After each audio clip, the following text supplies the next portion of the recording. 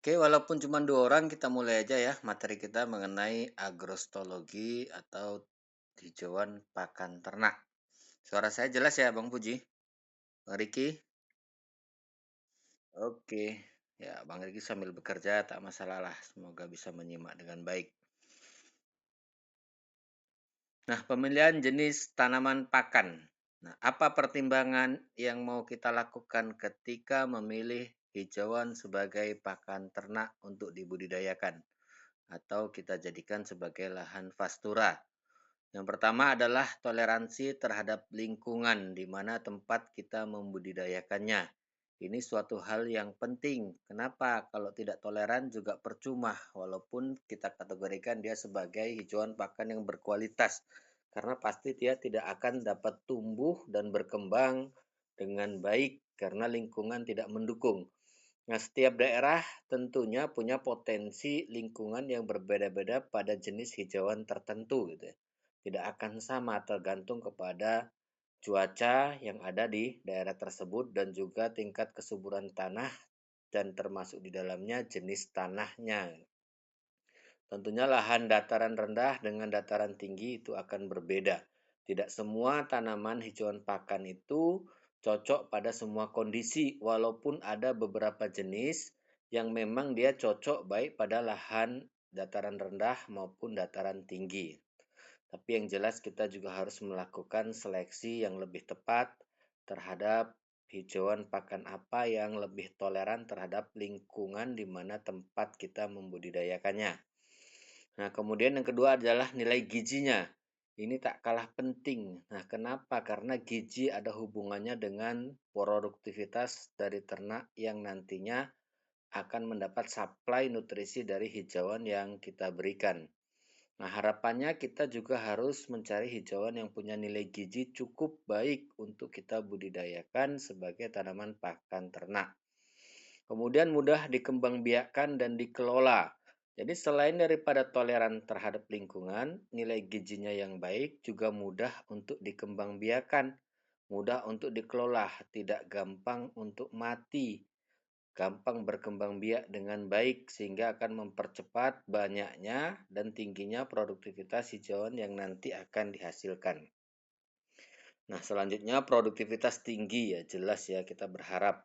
Nah, sampai sejauh ini yang pernah saya sampaikan juga ke teman-teman waktu tatap muka untuk golongan hijauan rumput. Nah, hijauan kan terbagi 3 ya. Selain daripada rumput, ada legium dan juga hijauan lainnya. Jadi golongan hijauan rumput, produktivitas yang paling tinggi adalah rumput gajah dan rumput raja yang kita budidayakan sebagai tanaman hijauan potongan. Tapi kalau untuk tanaman hijauan yang kita memang mau alokasikan sebagai padang penggembalaan, nah ini biasanya tidak ada yang produktivitasnya setinggi pada rumput gajah dan rumput raja. Nah, rumput gajah dan rumput raja ini cenderung dia pertumbuhannya vertikal ya ke atas dengan diameter batang yang cukup besar sehingga memungkinkan untuk meningkatkan produktivitas dari berat dari tanaman tersebut. Kemudian palatabilitas. Palatabilitas ini adalah tingkat kesukaan ternak terhadap pakan yang diberikan. Harapannya palatabilitasnya harus tinggi. Untuk apa kita menanam hijauan yang produktivitasnya tinggi, adaptif dengan lingkungan, tapi ternyata ternak tidak suka mengkonsumsinya. Nah, akhirnya juga nggak ada nilai manfaatnya. Jadi palatabilitas ini baiknya kita pilih hijauan yang memang disukai oleh ternak. Kemudian fase pertumbuhannya baik, kondisi hijauannya juga baik, tata laksana dan pemupukan sangat respon terhadap pupuk. Kemudian tujuan penanaman. Ada tujuan penanaman memang sebagai penghalau ya, penghalau dari erosi pada pinggiran tanaman pangan atau tanaman perkebunan. Ada juga memang yang tujuan utamanya ini adalah sebagai kebun rumput gitu. Jadi masing-masing ada tujuannya memang hijauan ini ditanam di daerah pinggiran dari ladang ataupun perkebunannya untuk menghalau. untuk menghalau dari erosi lahan yang bisa terjadi karena adanya curah hujan ataupun air pasang ataupun banjir yang memungkinkan lahan tersebut bisa mengalaminya. Atau sebagai pelindung dari predator tertentu, ya itu masing-masing ya punya tujuan untuk menanam tujuan hijauan pakan. Ada juga tanamannya tujuannya sebagai crop ya, tanaman pelindung. Pelindung seperti golongan hijauan legium ya, kaliandra maupun pete Cina itu sering ditanam orang di tanaman kopi. Nah, ini tujuannya sebagai pelindung prioritasnya, bukan untuk tujuannya sebagai hijauan untuk kebun pakan ternak, tidak. Tapi selain daripada itu ternyata dia punya nilai manfaat yang lain.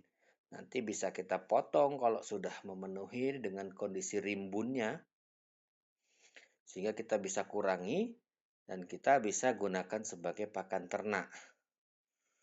Kemudian kemarin juga ada tujuan yang lain ya. Kalau tanaman kelapa sawit itu ditanam golongan leguminosa, centrosema, pubescens ya. Kacang-kacangan itu tujuannya adalah untuk menyediakan unsur hara N bagi tanaman gitu. Jadi selain daripada itu juga bisa kita kurangi, kita potong dengan kita dapat berikan sebagai pakan ternak. Itu ada beberapa tujuan tadi yang sudah saya sampaikan ya terkait masalah pemilihan jenis tanaman pada pakan. Jadi itulah beberapa pertimbangannya, ada 6 pertimbangan yang kita sampaikan dalam slide ini. Mungkin ada pertimbangan lain, silakan teman-teman eksplorasi ya. Nah, kemudian produktivitas yang tinggi. Nah, ini poin di produktivitas yang tinggi.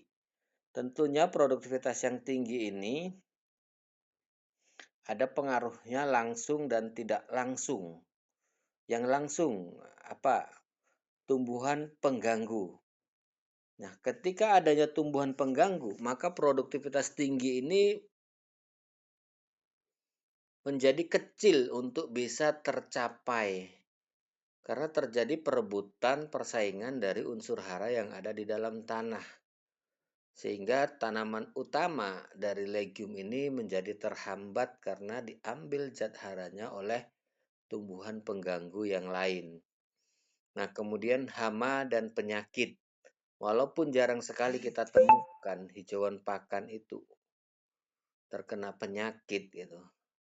Tapi ada beberapa jenis ulat yang memang menyukai kondisi hijauan tersebut untuk diserang. Nah, ini juga perlu pembasmian dari hama yang ada di lahan perkebunan hijauan tersebut untuk menghindari supaya tidak rusak dan produktivitas tinggi bisa diperoleh. Dari tadi masuk, sekarang masuk.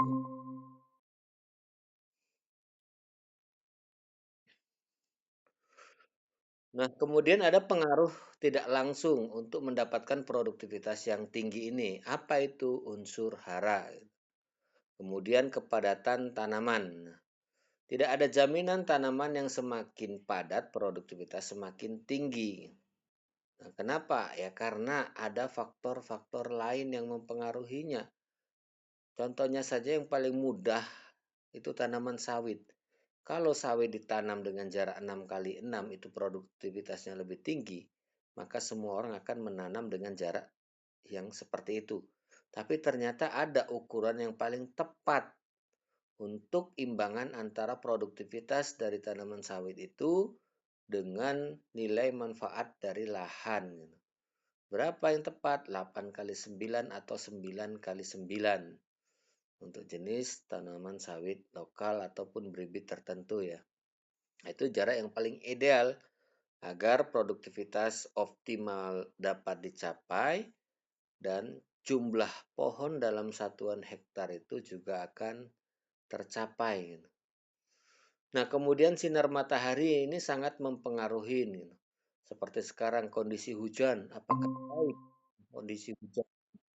Tidak juga, walaupun tanaman itu butuh air, tapi dengan kondisi hujan yang terlalu tinggi atau curah hujan yang tinggi mengakibatkan proses fotosintesis menjadi terhambat karena sinar matahari yang diperolehnya itu menjadi rendah. Nah, kemudian bagaimana kebalikannya seandainya sinar matahari curah curah hujan rendah, sinar mataharinya tinggi? Ya tidak bagi juga untuk tanaman. Nah, kenapa? Karena pada proses metabolisme dari tanaman itu membutuhkan air.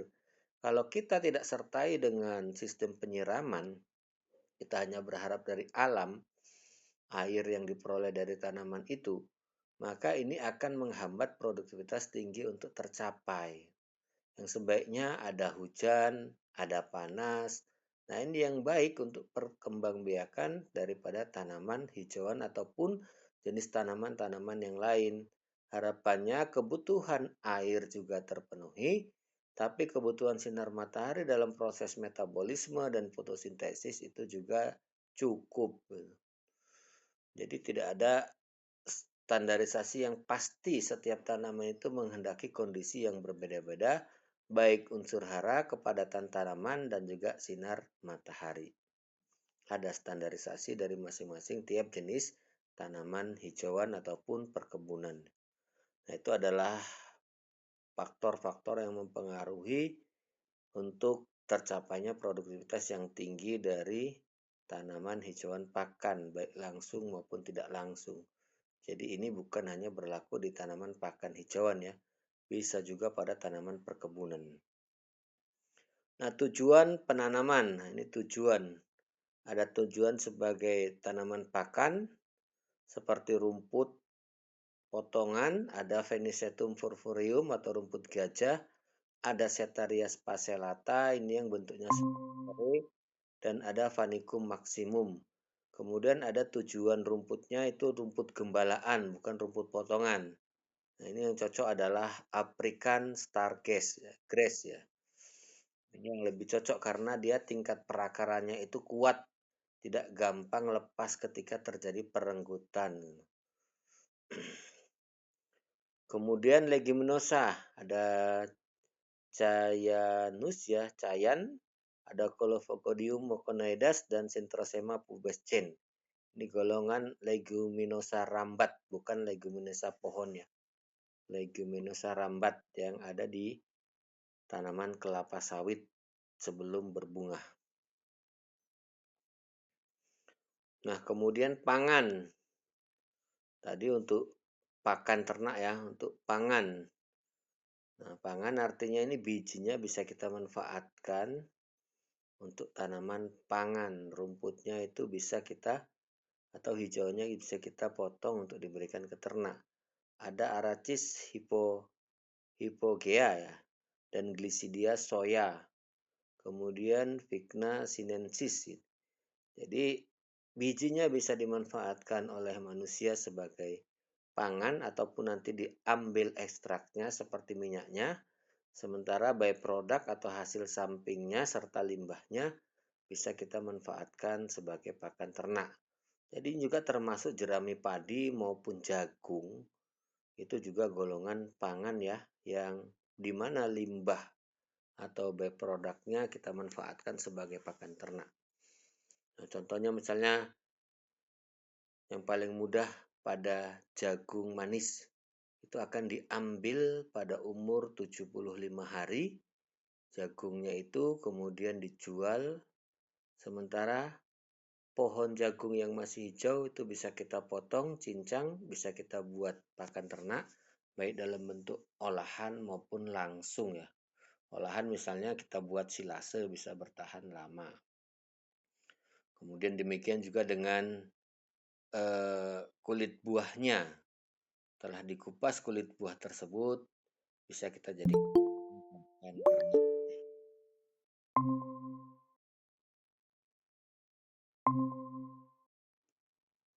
Matikan aja kameranya yang lain, supaya habis kuota. Kemudian ada multifungsi. Multifungsi ini selain daripada sebagai pangan, dia juga bisa langsung dimanfaatkan untuk pakan ternak tanpa ada korelasinya untuk pangan. Jadi manapun jadilah gitu. Ada Glisidia mucoalata ya dan Albatia falcava. Kemudian untuk bahan tanam dari hijauan pakan ini bisa berupa biji atau benih ya, bisa berupa steks ataupun poles. Nah, stek biji atau benih, tahulah teman-teman ya, bijinya itu diambil ditanamkan kembali. Ini misalkan pete Cina, itu jelas bijinya itu kadang nggak kita tanam juga akan tumbuh sendiri, akan dibawa oleh kelelawar ataupun burung ataupun angin. Nah, kemudian yang stek, yang misalkan rumput gajah itu dipotong pada bagian pangkal batang, kemudian kita letakkan ke tanah dengan kedalaman tertentu, ini akan tumbuh taubannya seperti batang ubi. Kemudian poles ini sobekan ya, seperti serai, itu nanam serai, itu kan disobek ataupun anak pisang, itu kan dipoles dia. Nah, ini yang sering ini ditanam seperti ini adalah rumput Setaria spacellata ya, rumput yang bentuknya seperti daun serai. Jadi disobek aja sedikit, satu anakan aja, kemudian kita tanamkan, nanti dia akan berkembang.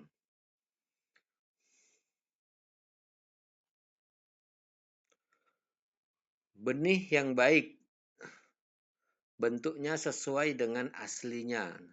Ukurannya tidak besar dan tidak kecil. Warnanya sesuai aslinya. Umur panennya cukup. Nah, cukup ini apa? Cukup tua ya. Jangan pula nanti diambil saat muda kita gunakan sebagai bibit. Demikian juga umur tanaman. Untuk bibit ini sebaiknya jangan pada umur tanaman yang masih muda. Jadi umur tanaman yang sudah cukup tua, bukan tanaman tua juga, sudah cukup tua. Tidak tanaman muda, tidak juga tanaman tua, tapi tanaman yang sudah cukup tua. Nah, syarat sebagai bibit adalah embrionya masih hidup. Kemudian tidak dorman. Dorman ini adalah mati suri ya. Kemudian lingkungan menguntungkan. Ada kalanya memang ketika dia lingkungan tidak menguntungkan, maka benih itu akan dorman. Yang paling gampang padi untuk membuatnya menjadi dorman, maka kita cukup keringkan. Ketika kita keringkan sampai kandungan airnya antara 12 atau maksimal 13%, maka benih embrio yang ada di dalam biji itu akan mengalami dorman atau mati suri. Kita simpan tidak akan tumbuh. Tapi ketika kondisi lingkungan itu menguntungkan, misalkan lembab dia atau tercelup dengan air, sehingga kelembapan di lingkungan tempat biji itu cukup mumpunin, maka biji ini akan aktif embrionya untuk tumbuh